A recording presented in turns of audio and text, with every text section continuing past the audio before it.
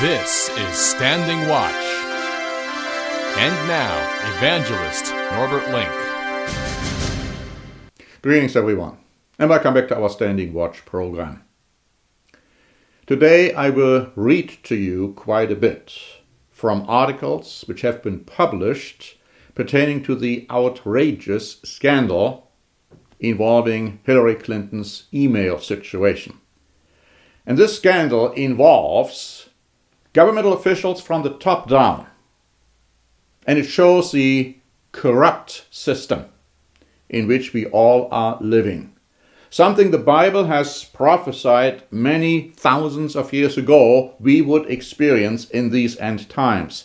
This is just an example, even though it's a terrible example, of how everyone can get involved in a corrupt situation, losing sight of decency, of objectivity, of the law, and coming up with all kinds of justifications as to why the law can be broken.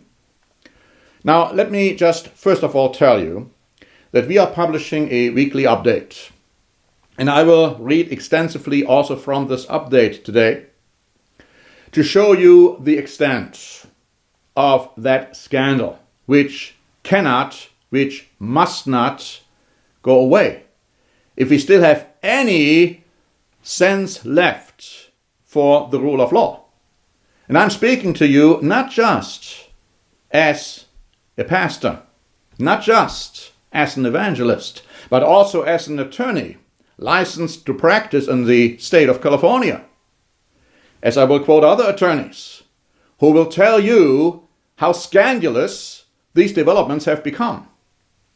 Now, in quoting from our weekly update, we say that we are starting with Hillary Clinton's email scandal, reporting about a clandestine meeting between Bill Clinton and Attorney General Loretta Lynch, while criminal investigations against Hillary Clinton and by extension Bill Clinton were still pending.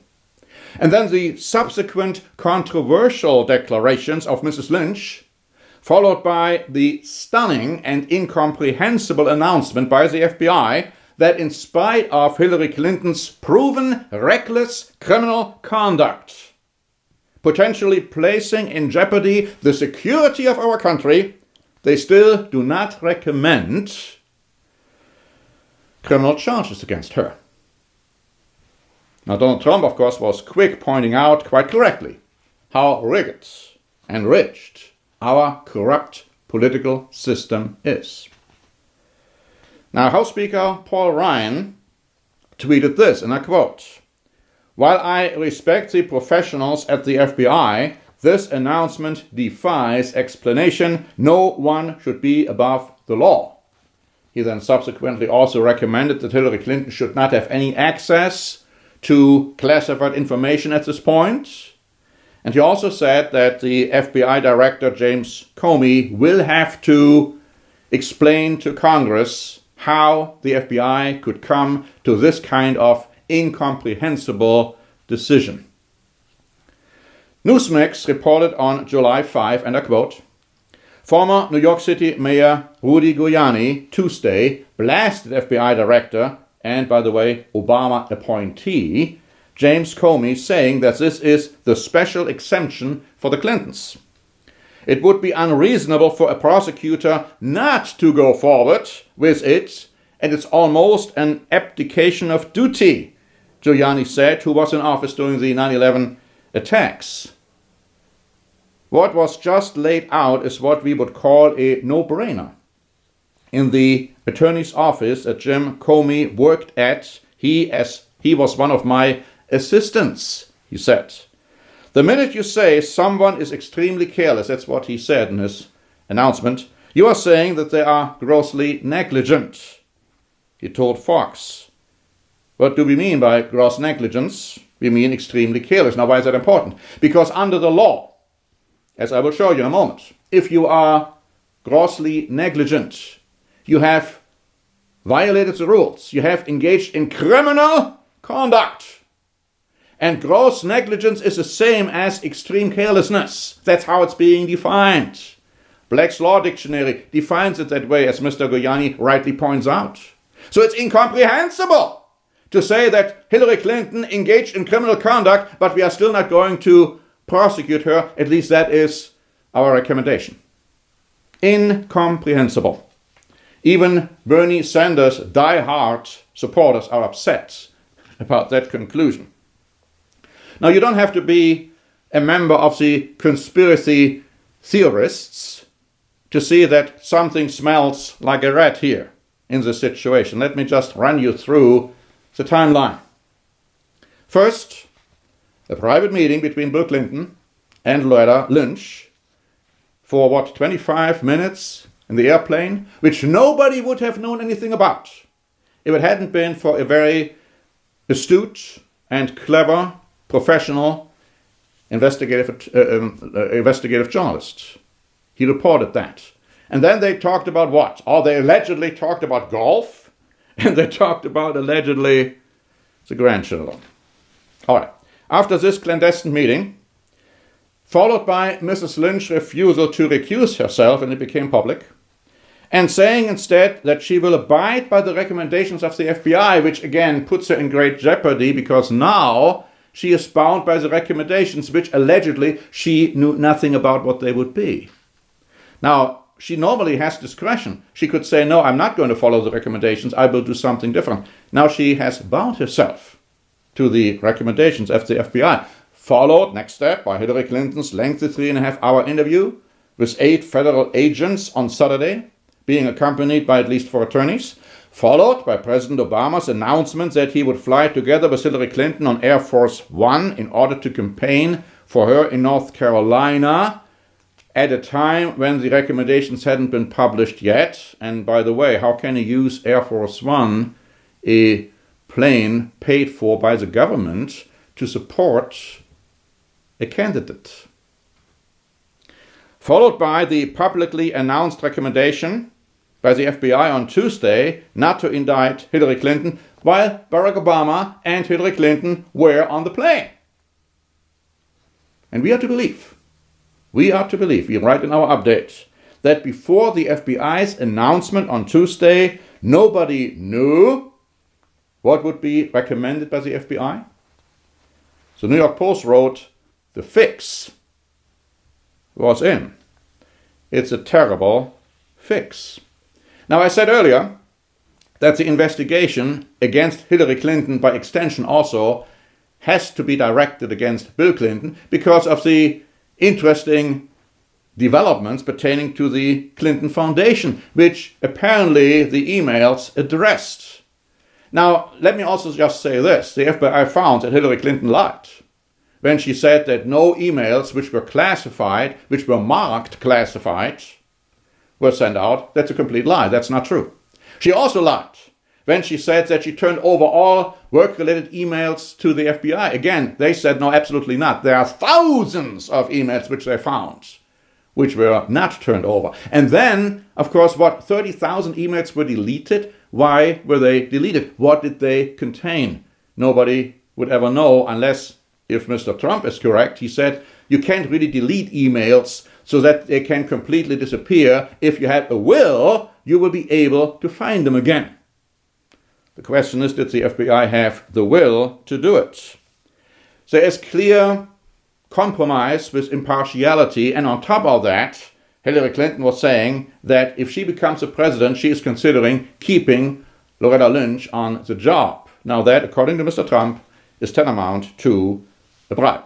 Now, the Daily Mail, English paper, wrote on July the 5th, the FBI recommends no charges against extremely careless Hillary, despite her sending top secret information on private servers which were possibly hacked. The Espionage Act prescribes lengthy prison terms for government officials who cause classified material to be moved to an unsecured location, either willfully or through, quote, gross negligence. Gross negligence. Lengthy prison terms. They say the servers which Hillary Clinton had were even less protected than Gmail. The Daily Mail also had this to say.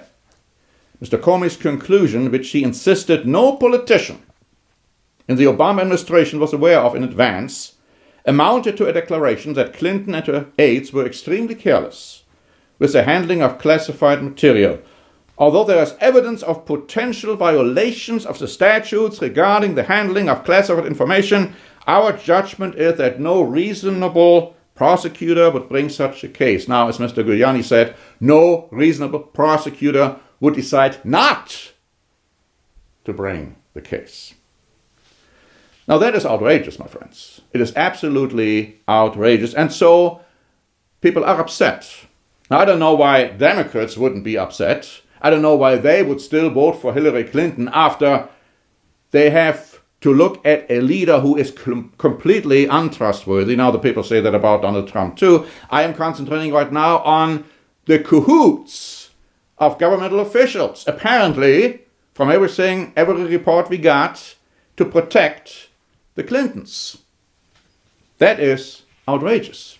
The National Review wrote on July 5, there is no way of getting around this. According to Director James Comey, Hillary Clinton checked every box required with a felony violation of Section 793 f of the Federal Penal Code, Title 18. With lawful access to highly classified information, she acted with gross negligence in removing and causing it to be removed from its proper place of custody, and she transmitted it and caused it to be transmitted to others not authorized to have it in patent violation of her trust. Director Comey even concluded that former Secretary Clinton was extremely careless and strongly suggested that her recklessness very likely led to communications, her own and those she corresponded with, being intercepted by foreign intelligence services. Some say they now have a blackmail list on Hillary Clinton, those foreign agencies. Yet, Director Comey recommended against prosecution of the law violations he clearly found on the ground that there was no intent to harm the United States. And I've heard that argument too. And people on CNN have said, those legal experts, well, some others, they were prosecuted because they admitted intent, but Hillary Clinton didn't admit it. That's even worse! She lied about that too, you see, according to the reports we got.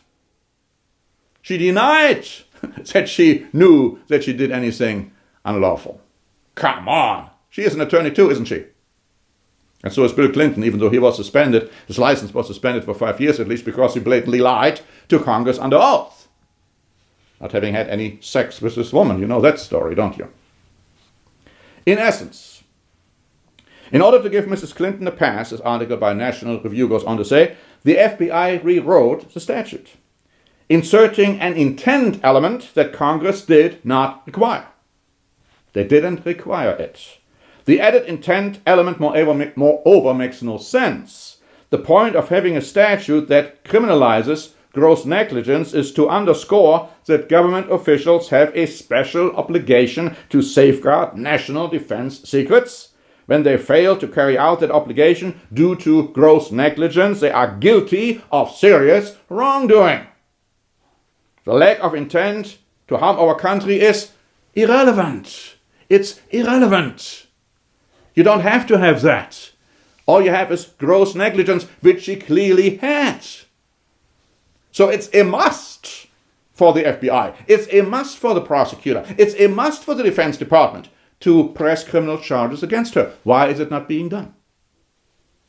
There are other statutes, the article goes on to say, that criminalize unlawfully removing and transmitting highly classified information with intent to harm the United States. But being not guilty, and indeed not even accused of offense B, does not absolve a person of guilt on offense A, which she has committed. Now, the New York Post wrote this on July 5, and we alluded to this earlier, the fix was in.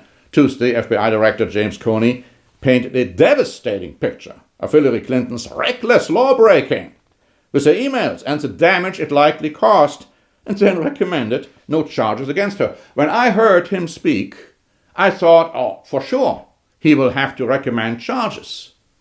And then he suddenly makes a 180-degree turn, kind of negating just about everything he said.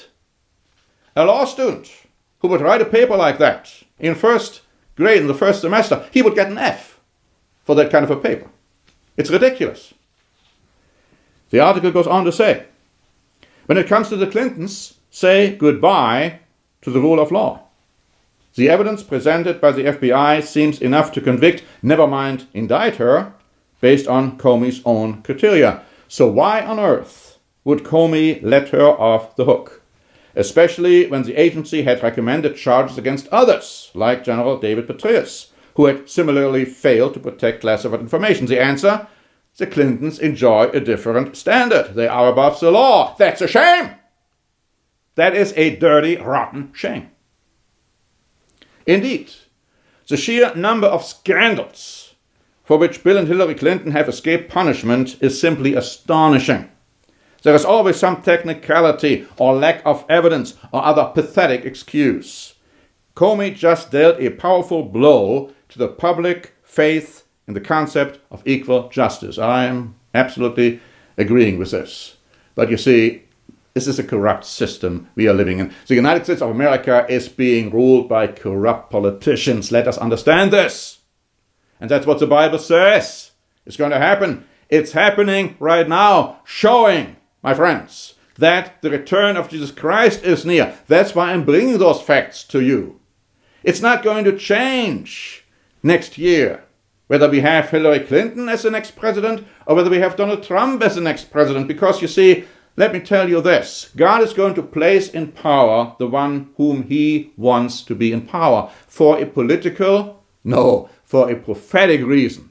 And the prophetic reason is God has decreed that the United States of America, based on the awful, terrible sins we are committing in this country on a daily basis, has to understand that it's going to be punished severely by God to perhaps at least lead some in the United States of America to come to an understanding of the terrible atrocities being committed in this country. My friends, we have prepared a free booklet on the fall and rise of Britain and America. And that booklet explains what is happening in the United States today.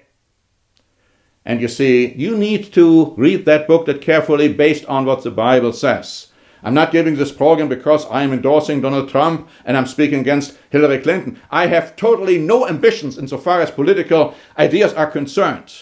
I am not voting. I won't vote. The point is, we are describing what is happening in this country, and in God's eyes, it smells, it stinks. It's terrible. And we all have to understand this. This is just one example out of many, showing how terribly wrong we have been going. And for people not seeing this only shows how blind we all have become. None of this will prevent God from placing into power, and it doesn't matter what you are going to feel, it doesn't matter whom you are going to vote for, it's totally irrelevant. God will place in power the one whom he wants to be in power to bring about biblical prophecy so that the return of Jesus Christ can happen very soon. And my friends, it will, and we can thank God for it. Thank you very much for listening. This is Norbert Link for the Standing Watch program.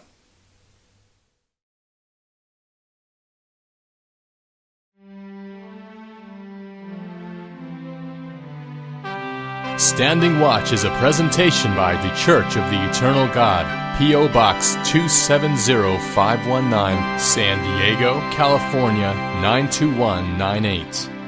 More information is also available at our website, eternalgod.org.